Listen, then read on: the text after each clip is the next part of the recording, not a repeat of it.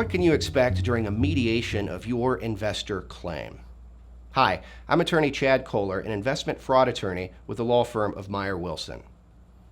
Once you've hired an experienced investment fraud law firm to pursue your investment misconduct claim, your case will proceed through various stages of the legal process, beginning with the formal filing of your claims with a financial industry regulatory authority, also known as FINRA, and ultimately ending with a final arbitration hearing where the lawyers present their evidence and legal arguments on behalf of their clients to the arbitrators who will decide your case.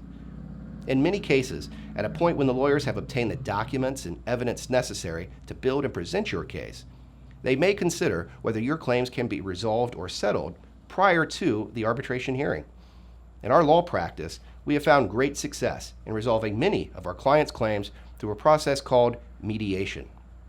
Mediation is a voluntary process that takes place on a parallel track with your pending FINRA arbitration case. In mediation, the parties agree to work with a professional third-party mediator who is neutral.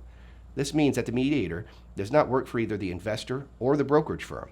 Instead, the mediator's job is to work with both sides in an effort to try to settle the case. If done properly, mediation offers you a degree of control and predictability.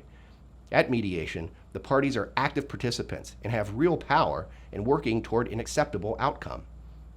On the other hand, at the final hearing, all parties will be subjected to cross-examination, and the panel of 3 arbitrators will make a decision that is binding on all parties and impossible to predict. Mediations typically take a full day and are held at a law office or mutually agreed upon location.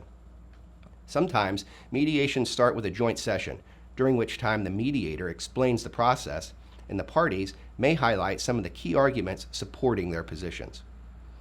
Following the joint session, the parties usually move to separate caucuses. The mediator will spend time separately with both sides, talking about the strengths and weaknesses of their evidence and their positions.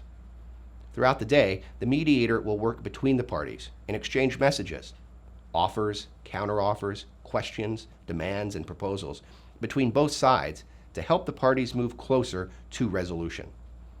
Importantly, all communications with the mediator are confidential, and the mediator may not share any information that they may have learned from you with the other side without your permission. The mediator has no authority to decide the settlement or even compel the parties to settle. Mediation is non-binding and completely voluntary. If the mediation is a success and the case settles, the final hearing is canceled and the settlement is consummated within a few weeks. If the case does not settle, then the investor's case proceeds to a final hearing with the arbitrators. Mediation can be a very effective way for parties to resolve complex investor disputes.